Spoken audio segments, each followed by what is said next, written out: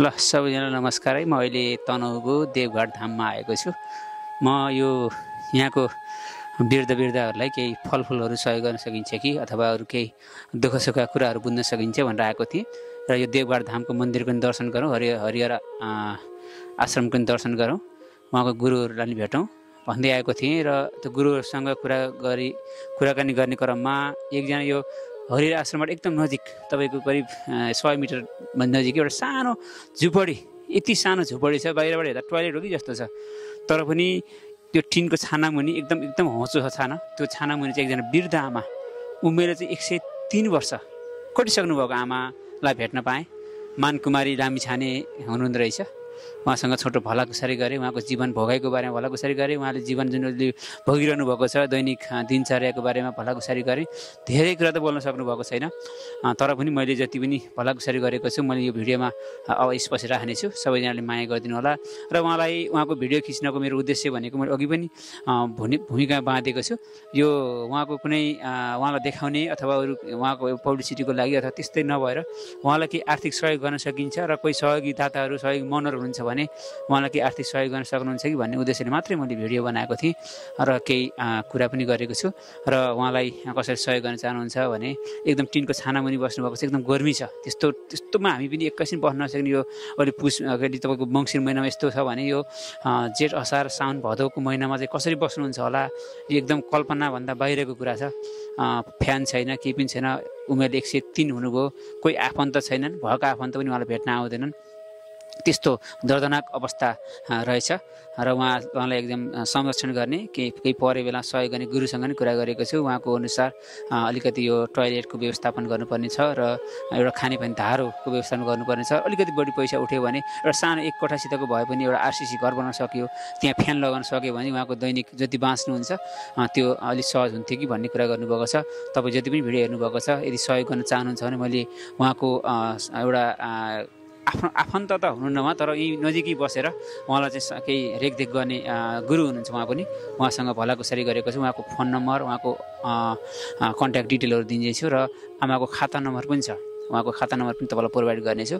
यदि कसैले सहयोगी दाता हुनुहुन्छ भने सहयोग गर्न सक्नुहुन्छ। मैले केही सहयोग त गरेको छु, तर यो सहयोगले मात्रै मलाई पुग्ने छैन। यदि एउटा आरसिसी अथवा अलिकति ढलान गरेको घर, सानो एक कोठासितको भएर एउटा पानीको धाराको आवश्यकता रहेछ र टोयलेटको पनि आवश्यकता रहेछ, यिनी कुराहरू छन्। सबैजनाले जति सक्नुहुन्छ कन्ट्याक्ट गर्न खोज्नुहोला। तपाईँ नजिक हुनुहुन्छ, नेपालमा हुनुहुन्छ भने उहाँलाई भेट्न पनि आउन सक्नुहुन्छ। हरिहर आश्रमको नजिकै छ। हरिहर आश्रममा आएर 103 वर्षको आमा मानकुमारी लामिछाने हुनुहुन्छ, उहाँलाई भेट्छौँ भन्नु भने चाहिँ उहाँ जीवित रहनु भएसम्म चाहिँ भेट्न पाउनुहुन्छ भन्दै मैले अब उहाँसँग छोटो भलाकुसारी प्रस्तुत गर्न गइरहेको छु। धन्यवाद।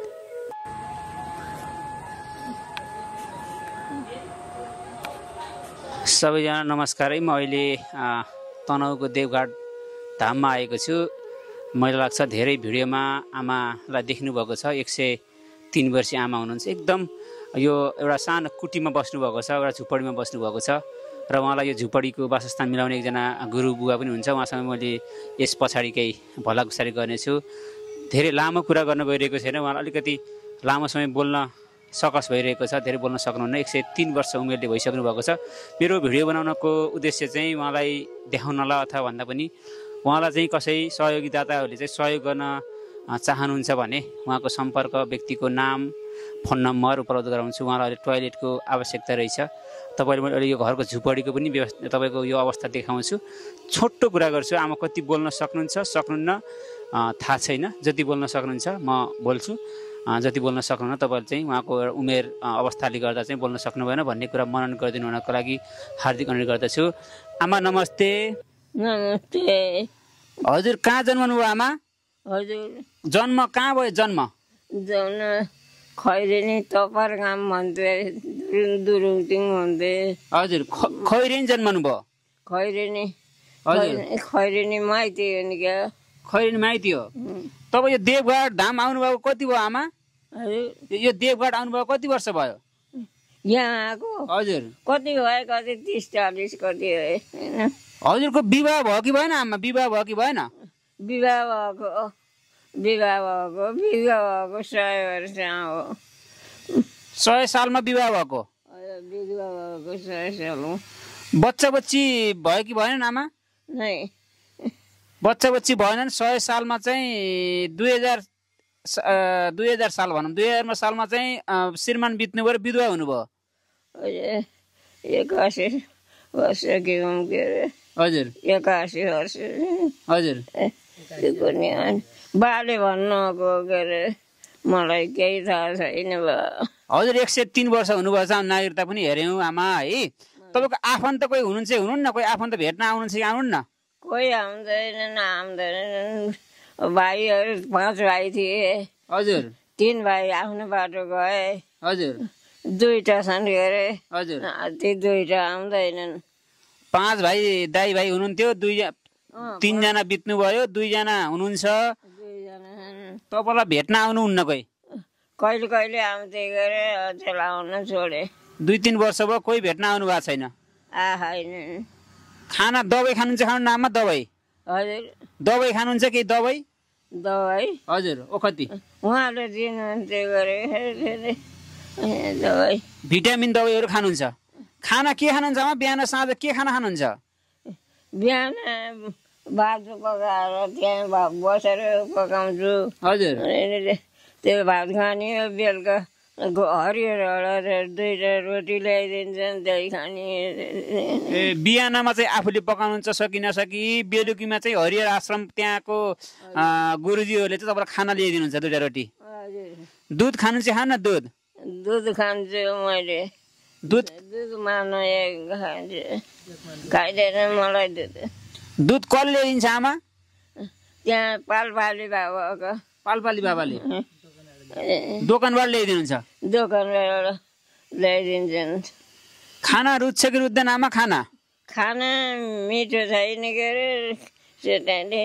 त्यसै त्यति साह्रै खाना रुचेको छैन हजुर हजुरको श्रीमान के भएर बित्नु भएको आमा 2000 सालमा श्रीमान के भएर बित्नु भएको 81 वर्ष अगाडि 81 के भएर बित्नु भएको श्रीमान थाहा छ बिरामी भएर त्यसपछि अर्को विवाह गर्नु भएन अर्कै ठिकेर उसो ऊ पनि पोहोर पराएर मरि माइत गए थिए माइतै थिए हजुर मरि तपाईँसँग मैले कुरा गरेर नाम सोध्न भुलेछु हजुरको नाम के हो आमा नाम मेरो हजुर मान कुमारी नन्न कुमारी मान कुमारी मान कुमारी लामिछाने हजुर लामिछाने हजुरको माइत लामिछाने माइत के थर हो माइत पौडेल हुन् हजुर माइत पौडेल हुन् हजुर घर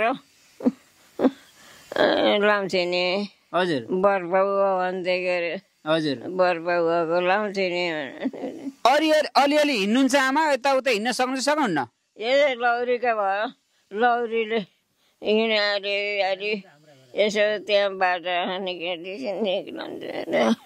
निक्लन्छ हजुर के खान मन लागेको चिज हुन्छ के खानुहुन्छ फलफुलहरू खानुहुन्छ आमा फलफुल केही खान इच्छा छैन बा खान इच्छा छैन हजुर त्यही 2टा रोटी पनि बल्ल बल्ल खाने हो हजुर खानामा इच्छा छैन हजुर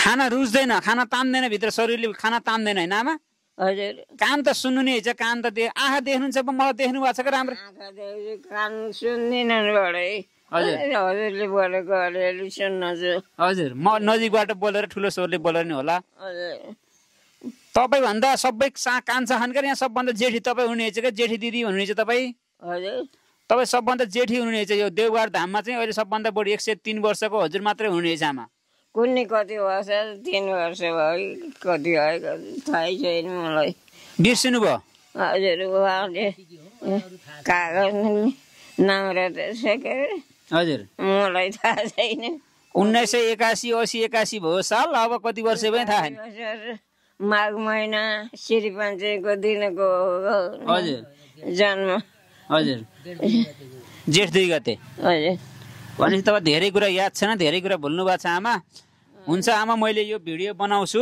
तपाईँलाई टोयलेटको आवश्यकता रहेछ टोयलेट रहन्छ उहाँ गुरुजीले भन्नुभएको छ त्यसलाई मैले गुरुजीको उहाँको नम्बर राख्छु, कति सहयोग हुनसक्छ के गर्न सक्छ म पनि गर्छु। अहिले पनि थोरै तपाईँलाई दबाई खाने पैसा गरौँला होइन आमा। फलफुल खानु होला, स्वस्थ रहनु होला, सबैलाई आशीर्वाद दिनु होला। हजुरलाई आशीर्वाद तपाईँ 19 वर्षको हुँदा चाहिँ विधवा हुनुभयो, त्यसै विवाह गर्न मन लागेन आमा? म विधवा भएको 15-16 वर्ष 15-16 वर्ष विधवा हुनुभयो, त्यसै विवाह गर्नु भएन? विवाह गरेको ठिकेर ऊ भन्यो सबै मरिसके आफूलाई कालाउँदैन। होइन न, अन्त विवाह गर्न मन लागेन? श्रीमान परलोक भएपछि विवाह गर्न मन लागेन आमा? हजुर विवाह गर्न मन लागेन त्यतिखेर? त्यही लागेन, मलाई केही नै लागेन, मलाई बिहा हेर्नु मन लागेन। विवाह गरेको भए छोराछोरी नाति नातिना हुन्थे, अलिकति दुःख हुन्थेन भन्ने त्यस्तो लाग्दैन आमा? लाग्दैन मलाई। हजुर के चाहिँ भन्न चाहनुहुन्छ? अहिले भर्खरका युवाहरू, साना बच्चा बच्ची छन्, ठुला तपाईँ भइसकेको मान्छे, केही भन्न चाहनुहुन्छ? तपाईँलाई जिन्दगीमा केही गर्न नपाएको कुराहरू केही छ आमा? त्यस्तो छैन केही? हजुर केही सबैलाई आशीर्वाद दिन चाहनुहुन्छ? आशीर्वाद सबैलाई आशीर्वाद। हुन्छ आमा, तपाईँ धेरै बोल्न सक्नु भएको छैन, म तपाईँको पीडा बुझ्छु आमा। अब अहिले फेरि अरू अलि अनौपचारिक कुरा गरौँला आमा। मैले तपाईँको भिडियो खिच्छु है।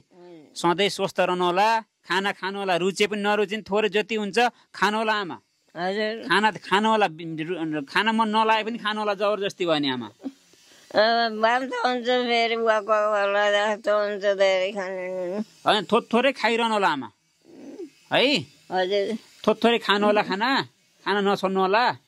अहिले मेरो जिन्दगीमा सबभन्दा बढी उमेरको आमा तपाईँलाई भेटेँ मैले 100 वर्ष बुवालाई त भेटेको थिएँ, तर 103 वर्ष आमाको दर्शन गर्न पाएँ। हुन्छ आमा, धेरै बाँच्नु होला है। धेरै नबाँच्नु धेरै नबाँच्नु। अब धेरै बाँच्न मन छैन र के छ आमा? मलाई धेरै बाँच्नु मन छैन। यो उमेर धेरै भयो तपाईँलाई? अहिले 10 वर्ष बचाउने भन्नुहुन्छ त उहाँले त? अहिले 10 वर्ष बचाउने हो भन्नुहुन्छ त? हजुर म त झट्टै नै मर्न पायो हुन्थ्यो भने। होइन त्यो माथिबाट अब जहिले लेखेको छ आफ्नो त्यसमा बाँच्नै पर्छ, धरतीमा बस्नै पर्छ आमा। कसैको चाँडो हुन्छ, कसै ढिलो हुन्छ। तपाईँलाई निधारमा के लेखेर पठाएछन् त्यस्तैसम्म तपाईँ जसरी नै बस्नुपर्ने हुन्छ, हेर्नुहोस् होइन आमा? हजुर हुन्छ आमा, ल नमस्ते। ल भगवान्ले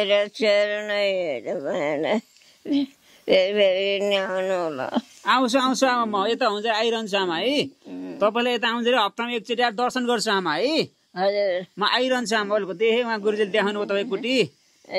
हुन्छ आमा, नारायण नमस्ते। नारायण ल मैले अघि भूमिका पनि बाँधेको छु। यो 103 वर्षको आमालाई चाहिँ यो व्यवस्थापन, यो कुटीको व्यवस्थापन गर्ने, यो टोयलेटको व्यवस्थापन गर्ने, अलिकति यो सिडीहरूको व्यवस्थापन गर्ने, बिरामी भएर एकदम अब बाँच्नुहुन्न भन्ने बेला नि एउटा हस्पिटल लगेर बचाउनु भएको एकजना बुवा हुनुहुन्छ। तपाईँले जति पनि भिडियो हेर्नुभएको छ, सहयोग गर्न चाहनुहुन्छ भने उहाँको मैले कन्ट्याक्ट नम्बर दिन्छु। बुवा नमस्ते। नमस्ते हजुर नारायण। हजुरको नाम चाहिँ के बुवा? मेरो हरिलाल सापकोटा हो पहिला त, अहिले हरिरानन्द बानप्रस्थी हुँ म।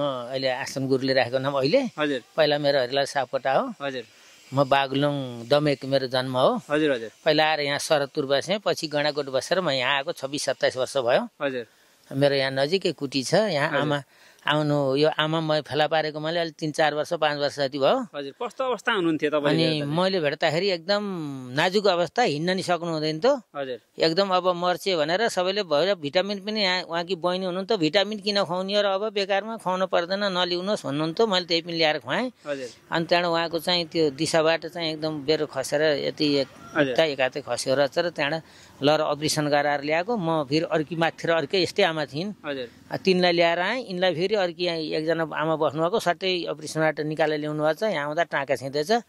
अनि फेरि 10-15 दिनपछि मलाई त यस्तो भयो भन्नुभयो र मैले फेरि लर अपरेसन गराएर म आफै अस्पतालमा बसेर 2 दिन अपरेसनमै राखेर अनि ल्याएर आएर यहाँ अहिले ल्याएर सेवा गर्दाखेरि अहिले यतिको बोल्ने टुकुर लौरी टेकेर हाम्रो घरसम्म पनि पुग्नुहुन्छ, त्यहाँसम्म बाटा निक्लनुहुन्छ। यहाँ धेरै गर्मी समयमा यो झुपुडो सानो र होचो हुनाले हजुर म यहाँ नजिकै छु, म आउँछु ल। नजिकै यहाँ आमालाई यहाँ राखेर मैले अनि त्यहाँबाट यहाँ अब यसो उसो झेकझाक अनि त्यहाँ व्हिलचेयर ल्याएर व्हिलचेयरमा हालेर त्यतिखेर हिँड्ने अवस्था थिएन, घिर्सानी पनि सक्नु भएको थिएन। मैले व्हिलचेयर यो उहाँको चाहिँ एउटा यो लौगाईको एउटा मन्त्री, पहिला बालबालिका बुढाबुढी वृद्धवृत्तिको ऊ हुनुहुन्थ्यो, मन्त्री हुनुहुन्थ्यो, उहाँसँग अनुरोध गरेको। उहाँको फेरि उहाँको दुःख गर्नुभएको छ, उहाँको श्रीमती यहाँ आउनुभएको थियो। त्यही बेला एउटा व्हिलचेयरको यस्तो आपत छ, व्हिलचेयर किन्न सक्यो भने मैले व्हिलचेयर चाहियो छ भनेको। उहाँले मैले पठाइदिन्छु भनेर उहाँ गएर पठाइदिनु भयो र त्यही व्हिलचेयरमा हालेर मैले यताउति लाने, अस्पतालमा लाने, यहाँ आउने, यसो उसो गरेँ। हुन्छ, यो उहाँलाई चाहिँ अहिले एकदम आवश्यक भएको के छ बुवा? उहाँलाई एकदम अहिले भर्खर नभई नहुने अथवा यो खानेकुराहरूमा नि होला भिटामिनहरूको अथवा टोयलेट यो भौतिक भिटामिन टुटाउने हो भने उहाँले भिटामिन, मैले आज 5-7 दिन भयो भिटामिन टुटेको, बजारतिर त्यहाँ गएर ल्याउन बिर्सेछु अस्ति गएको। भिटामिन टुटाउनु हुन्नलाई, भिटामिन टुटाउने भने उनीहरू थर काम्नुहुन्छ खानेहरूको बानी। अनि त्यहाँबाट अरू अहिले त बरु यो झोपडी ठिकै छ, गर्मी महिनामा यो तातेर बस्न खाने हुन्न। मैले भनेको उहाँको मान्छेलाई बोलाउँछु कि यहाँ उहाँ बस्ने हो भने उहाँले यहाँ एउटा घर गराउनुहोस् र एउटा कोठा हामीलाई सुरक्षित राखौँ। बनाउनु बेच्ने हो भने मलाई दिनु, मैले यसको उचित मूल्याङ्कन दिएर मैले किन्छु, मैले घर गराएर आमालाई मैले राख्छु एउटा कोठा व्यवस्था। जग्गा चाहिँ आमाको नाममा छ कि कस्तो? छैन, तिनका भाइका नाउँमा छ अरे भनेर उनलाई मैले फोन गर्दाखेरि फोनमा सम्पर्कै आउँदाखेरि कुन्नी को हो मैले चिनेको छैन, के छैन भन्ने त्यस्ता कुरा आउँछन्। यहाँ उनीहरू कुनै यहाँ मेरा सम्पर्क अहिले 2-3 वर्ष भए आए छैनन्। हजुरको सम्पर्क नम्बर दिनु न है, तपाईँको मोबाइल नम्बर केही? मेरो मोबाइल नम्बर 98 450 78 072 हो। 98 450 78 072 हजुरलाई कन्ट्याक्ट गर्यो भने आमाको मानकुमारी लामिछाने भन्नु भएन? मानकुमारी लामिछानेलाई केही सहयोग गर्न चाहने कोही दर्शक श्रोताहरू हुनु भने गर्न सक्नु, तपाईँलाई फोन गर्न सक्नुभयो। तपाईँ खाता नम्बर पनि छ बुवा? खाता नम्बर छ। हुन्छ, मैले तपाईँलाई त्यो खाता नम्बर चाहिँ फोटो खिचेर मैले यो भिडियोमा राख्छु। खाता नम्बर पनि छ। उहाँको कसैले 5,000 रुपियाँमा यो टोयलेट बनाउनु मैले 15-20 हजार सहयोग गर्छु भन्दै जानुभएको थियो एकजना भरतपुरको बाबा आएर। अनि उहाँले 5,000 खाता हालिदिनु भएको छ, उहाँले हालिदिनु भयो, कसले हालिदियो।